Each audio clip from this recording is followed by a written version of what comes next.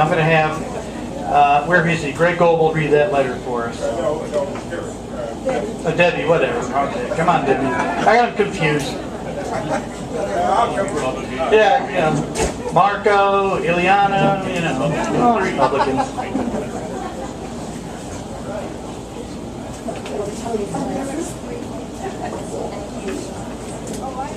This one is from Mark Rubio, our new senator. Ken, since I'm not present tonight for you to fire back at me, I'm not going to lean into you too hard. That being said, my limited time up here in Washington has shown me just how important it is to put forth the right image. Serving with you in the State House gave me an early lesson in this field. Now, granted, I provide my staff a much better canvas with which to create a masterpiece. I must say, your staff did a great job. For instance, one glance at your photo on the Florida House website and one can see the tremendous work your staff members did in Photoshop. I don't know who it was, but they did a great job with your teeth. You look like you have a perfect set of pearly white chiclets in that smile of yours. Not to mention, you took the picture when you were clean shaven. I thought that was a good touch as well. Ken, in all seriousness, you and I go back. Because of your efforts and your mentorship, I was able to become the Speaker of the Florida State House. If not for people like you, I would not be in the U.S. Senate today. I cannot thank you enough for how you have helped me in my life's journey. I hope you enjoyed the celebration in your honor, and I wish you and yours the best in the future. Yours truly, Marco.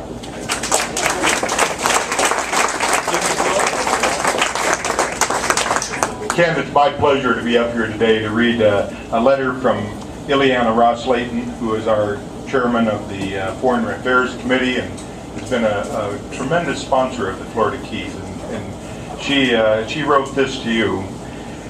You have always been a man dedicated to solving the important challenges affecting the Keys community. As an elected official, you truly embody the lofty and honorable concepts of upholding the sacred trust, the public trust. A man of great vision, great spirit, you were a steady voice needed in the Florida Keys and Tallahassee. As you have had the privilege of knowing firsthand, it is a tremendous honor to serve our community as an elected public official. There are few undertakings more rewarding than providing assistance to our constituents and ensuring that they are afforded every due opportunity. It is a challenging yet gratifying task, but your leadership earned you the trust and hope of our community. That trust propelled you to great heights, and you were well known as a confidant of the governor and a positive advocate of the Florida Keys. I know the great effort and personal sacrifice that you go along with trying to make our community great.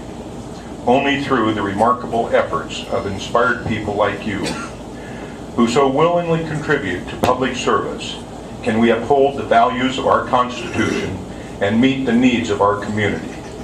For all that you have done and all you will continue to do, on behalf of the Florida Keys, I thank you. Ileana Ross-Layton.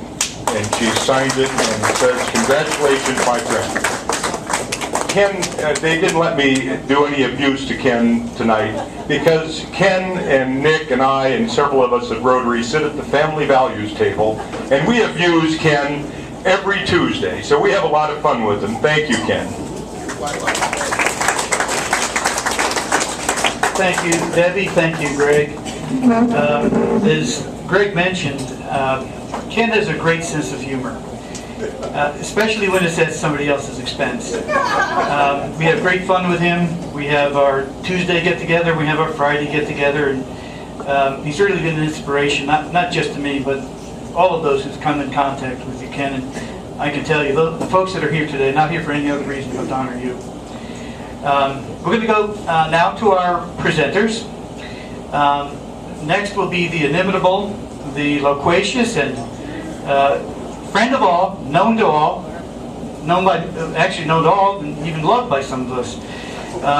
Norm Higgins, where are you?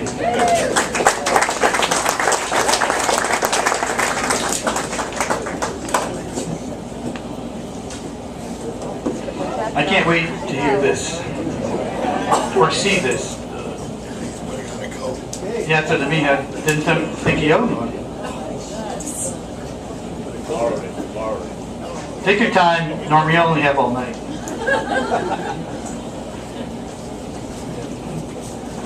Thank you, Nick. And thank you, everyone. And thank you, Ken. I have to put my glasses on because, as you know, as you get older, you really need glasses to help you read. So bear with me for 1 minute here. Okay, let's see. I've got a few things. You know what? This thing, they told me at the last minute about this, Ken. So I kind of like went to the bathroom and I wrote a few notes down. Now this is about. I love Ken just as much, not more than all of you. But anyway, it's supposed to actually be a roast. Sorry, okay? And there's some things here I can't say. Because I wrote everything in such a hurry, okay?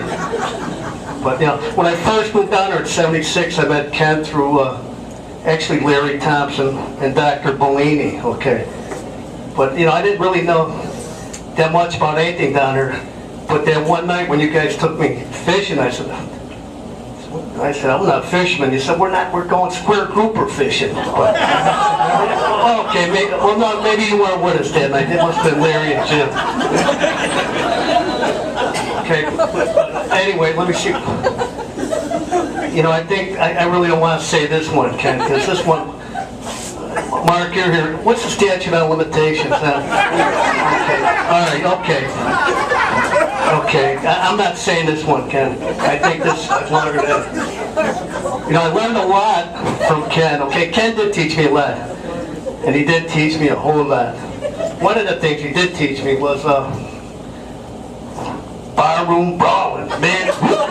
Well, I'm telling you, I haven't lost a fight in 20-some years. Okay, barroom brawling. Hey, we all loved you, and we backed you 100%. Okay, I can't say this one, excuse me. Okay, the statute of limitations is definitely not up on this one. Because, I mean, and we have Corey, Captain, I'm sorry, I won't say nothing, okay, Captain? But anyway, that's my little jokes for Ken, okay? But there's more there too, but I want to talk on the serious side now, okay?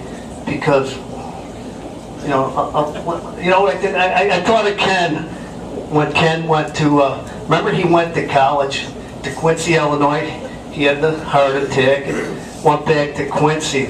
Now, Susan, you and John, I mean, you did see the movie Back to School with Rodney Dangerfield. I didn't give no respect. Can you imagine having your dad at a college?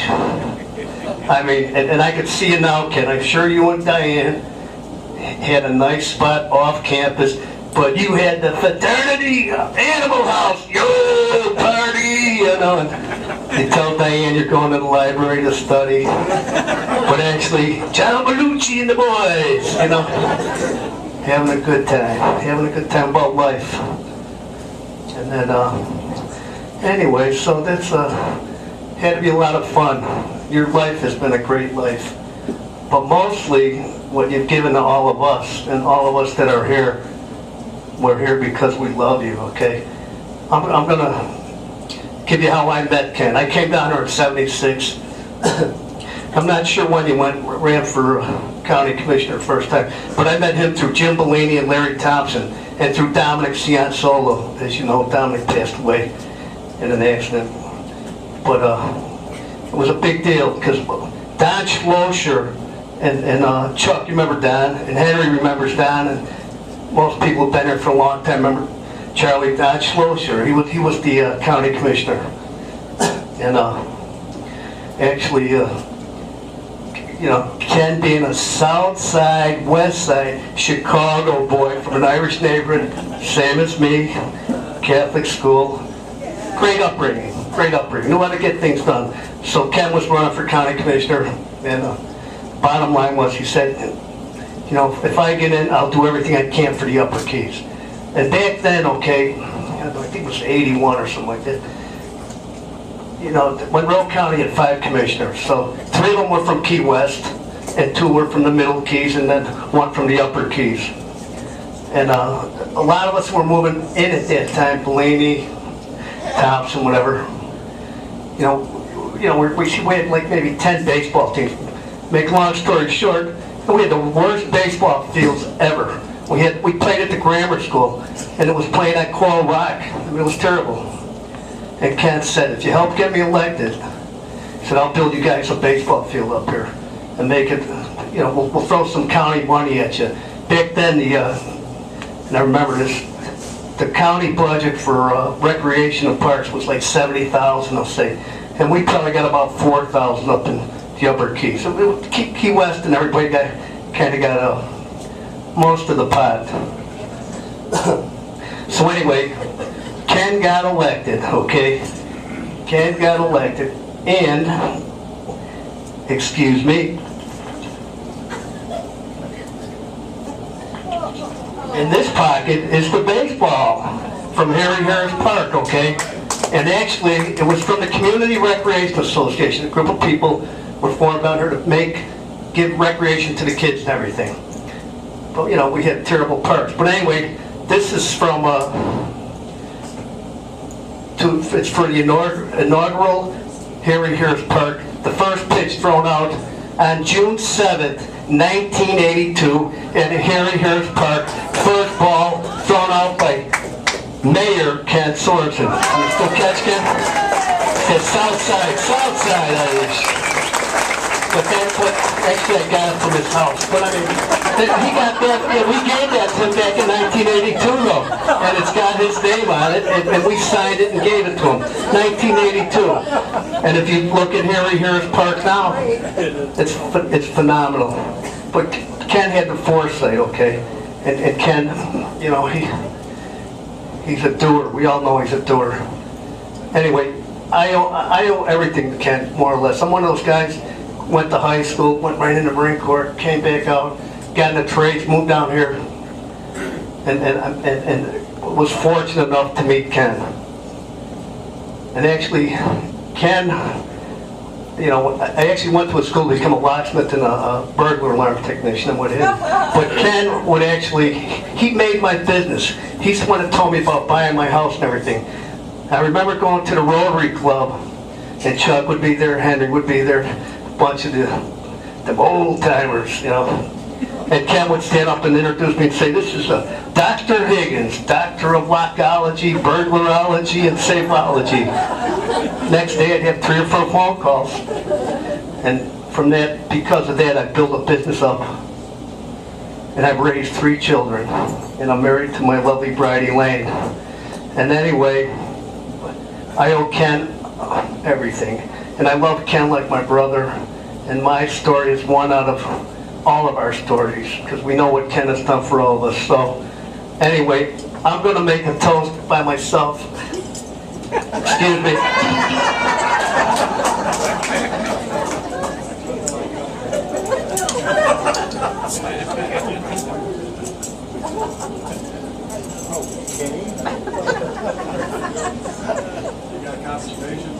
Now we're good. Hey, and this is my toast to Ken. Ken, I love you like a brother. I thank you for all you've done for me and my family, and I will always be there for you like you've always been there for me.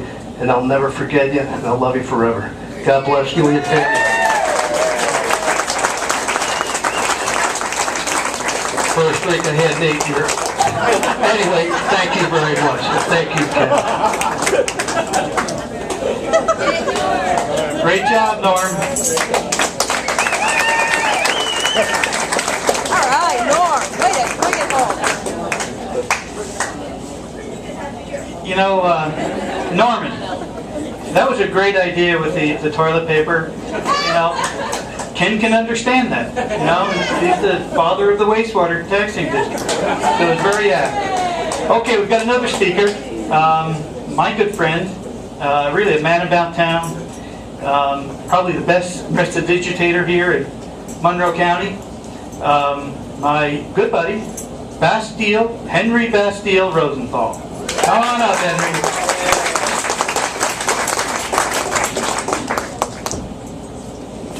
Thank you, Nick. I appreciate the opportunity to be a part of this evening. It's certainly an honor to be counted as one of Ken's closest friends over the years, probably close to 50 years as a matter of fact. But, you know, we started a little bit later this evening, and I have to tell you why that happened. You see, Ken was outside, and he was talking to this pretty young lady out there. And I actually thought that they knew each other until Ken says to her, he says, by the way, what is your name? And she says, well, my name is Roxanne. Oh, he says, and what do you do? Well, she says, I'm a researcher. Oh, that's very interesting. What kind of research do you do? Well, she says, I research male sexual endowment. Oh, he says, that's interesting. He says, well, what have you discovered? Well, she says, I've discovered that for the overall length, it's the American Indian. And for performance and customer satisfaction, it's the Mexican American. She says, oh, by the way, I don't believe I got your name. He said, my name is Tonto Gonzalez.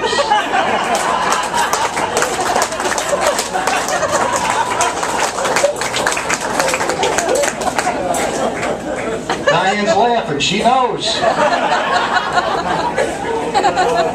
Anyway, you know, Ken came from a little bit of a suburb outside Chicago called Cicero, and it was a tough neighborhood. I tell you what, you could walk 10 blocks in either direction, and you're still part of the crime scene. I mean, this was a tough neighborhood. This was really tough. And many thought that he was an unwanted child when he was little. But today he's wanted in 5 different states. Anyway, one day when he was 8 years old, his dad came up and set him aside and left him. Now, a lot of his pals couldn't be here this evening. And half of them said, you know, they just didn't have the time. The other half are doing time. You might not know, when he graduated from high school, he was a boxer. He was an amateur boxer. He had 26 fights. 13 of them were with the cops. And you know the rest of the story. You had to be there. Anyway, there was a time when he became a pilot, and he was very happy and proud of that Eastern Airlines uniform. He'd wear it around Key Largo. You could see him at the bank, he got the uniform on. You see him in a grocery store, he's got the uniform on. You see him in front of the post office shaking hands, he's got that Eastern Airlines uniform on. But you know, we really all knew what was going on. We never said anything to him. But you know, when he got in the cockpit of that plane and took off every day and came back and landed and climbed out of that plane, we knew there was no more live mosquitoes between here and Key West. In order to keep his license, you know, you have to have an eye test every so often. So he went to the eye doctor. The doctor said, read the top line. Ken said, what'd you say? The doctor says, I can tell you have very poor eyesight. Ken says, what do you mean? I can see that one-eyed cat coming in through the door. The doctor said that one-eyed cat is going out. I'll wait. He took a tour one time. They were both on the tour bus. The driver said to everybody, it was an open field. He said, turn right. I want you to look at that cow with one eye. Ken went like this. And I have lunch with him once a week. Truthfully, I wish my IQ was a little lower so I could really enjoy his company.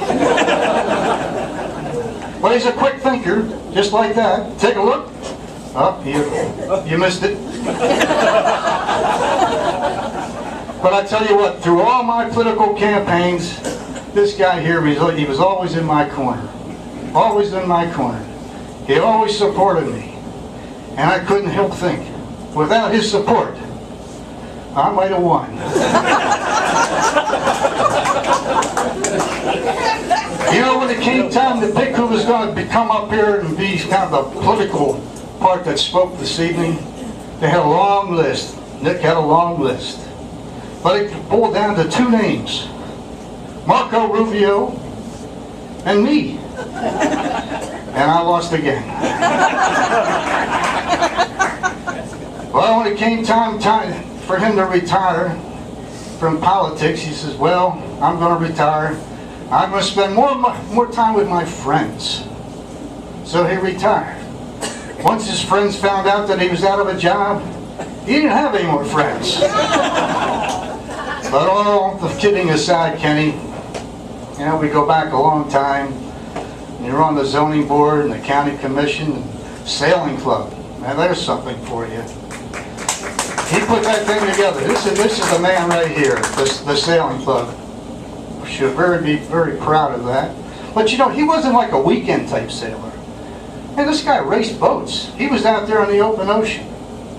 One time he fell overboard in the middle of the night. True story. Fell overboard in the middle of the night. They circled and circled, finally found him.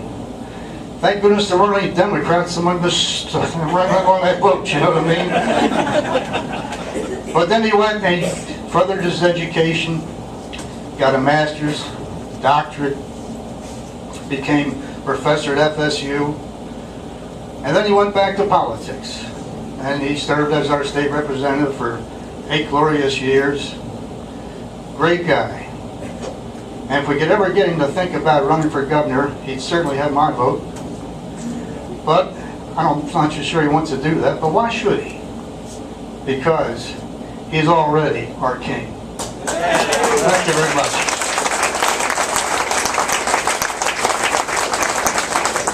Great job, Henry. Well, I'm in an unenviable position. I'm following Henry and following Norman, and I don't know what you do to top that. But Ken, I want you to know that I've known you so long, I can't really roast you. It's just I wouldn't feel comfortable. So I'm going to take my time to make an announcement to all of you. I know it's been long awaited. I have the first copy, right off the press, of Ken's autobiography. You finally did it, Ken. And let me just tell you a little bit about it. It's entitled Ken, Little Abe Sorensen, A Giant Among Men. And I want you to know also that you too can have a copy of this. Because tonight only, we're going to have a discounted sale. This, it's beautiful. It's genuine Corinthian Naugahyde bound. This 300-page anthology can be yours tonight. Now, if you are interested in buying it, meet me outside, out back. I've got some in my trunk. It'll be cash only. So, and I know you're probably thinking that, you know, you've heard it all about Ken. Well, you haven't. Because this book tells it all. So I'm going to give you a little bit of a flavor for what you would be looking at and some of the secrets that none of you know has not been revealed until this evening. Let me read from the first page. I was born in a log cabin in the backwoods of Chicago, Illinois. Against all odds, I earned my doctorate degree while studying before the flickering light of an open fireplace. Thus began the career of a great man. Ken, you couldn't have said it better. Just heartwarming. I mean, there's another passage here that will tell you a little bit about how he has impacted not only our community, but the rest of the world. And this is really neat, Ken. I found it sort of in the middle. I can still recall the shrill sound of the telephone jarring me from a sound sleep. From the other end of the line came the unmistakable baritone of President Ronald Reagan's voice.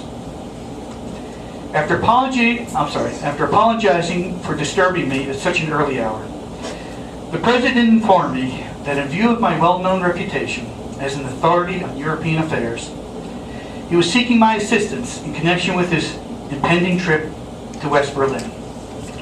He explained that he was having difficulty expressing his frustration at President Gorbachev's refusal to cooperate in the restoration of relations between East and West Berlin by reducing travel restrictions through the Berlin Wall. And I'm reading, you remember this part, Ken?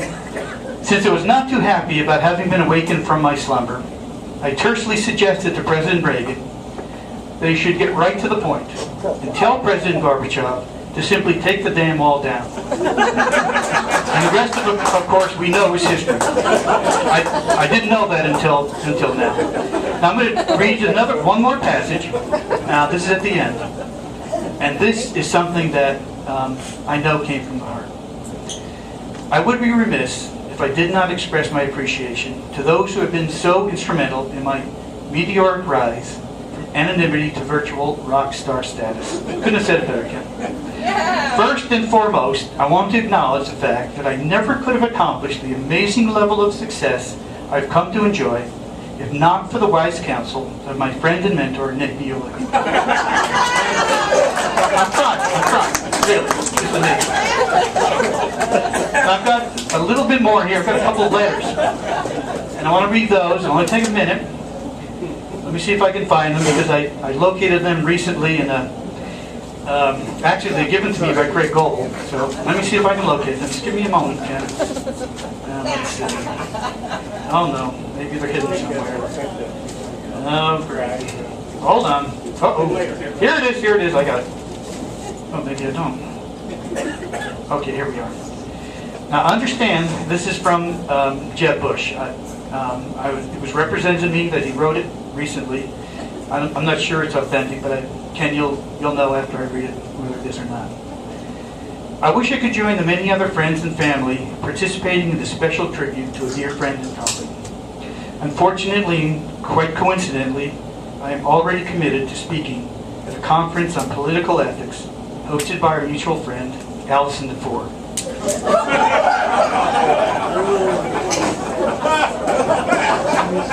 And there's a little bit more, Ken. By the way, I apologize again for having vetoed the only meaningful piece of legislation of which you were the author that ever made it to my desk for signature. Believe me, I know how proud you are of your bill addressing the increasingly critical issue of road rage plaguing the roads and highways of our great state. But as I explained, the pressure placed on me by the NRA was just too great. And there's a little bit more he has to say. I want to assure you, though, that I have every intention of making up for that unfortunate incident. In fact, my first official act upon being sworn in as President of the United States will be to appoint you Special Envoy to Czechoslovakia. Or if you prefer, Serbia. Your choice.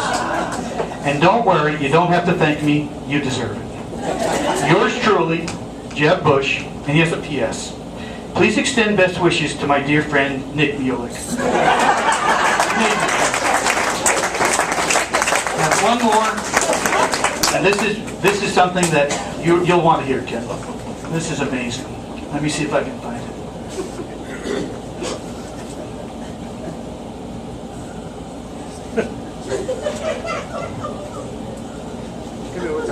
All right, Ken. I'm playing Norm Higgins. Yeah, I know that. Thanks, Ken. Thanks for the support. I'll get through to it sometime tonight. Maybe Norm had another product. Yeah, Norm, did you take that? Yeah, I did. Here it is. Yes, I appreciate it. Okay, here it is. I found it. Buried among other important documents. This is from somebody we've all known and loved here in the Keys. And he asked me to read it tonight and wish you the best. It's from Allison DeFore. To Ken, from the Right Reverend High Priest of the Holy Tabernacle and duly appointed emissary of the Divine Being, I extend to you fond greetings on behalf of the Great Holy One, who lavishes upon you his abundant blessings. Can you just sort of feel Allison there? Amazing. I can't say what I feel. Probably a good thing. But on a more personal note, I hope you have a good time tonight. Ken, I can't help but reminisce about our last meeting. I know I promised to hear your confession, but as you know, I was unable to squeeze more than 2 hours into my busy schedule that day. If you will give me advance notice of your next trip up here, I think he's still in Tallahassee, I will arrange my calendar to devote the entire day to you. Best wishes, and may untold blessings be heaped upon you. There's another P.S. If you get a chance, say hello to my good friend, Nick Bueller. No, these are really just amazing. I'm glad I came upon them.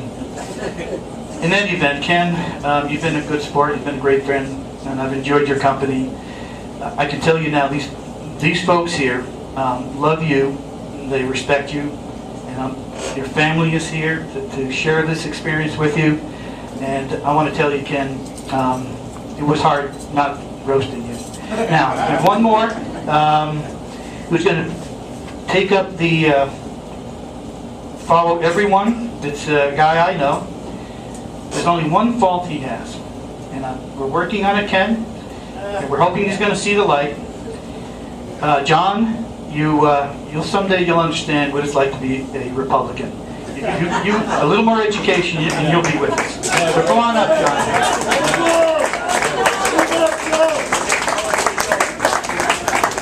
And John has a great sense of humor. We make fun of him at every occasion we can in our Friday meetings. All right, John, it's your time to say some great things about your dad.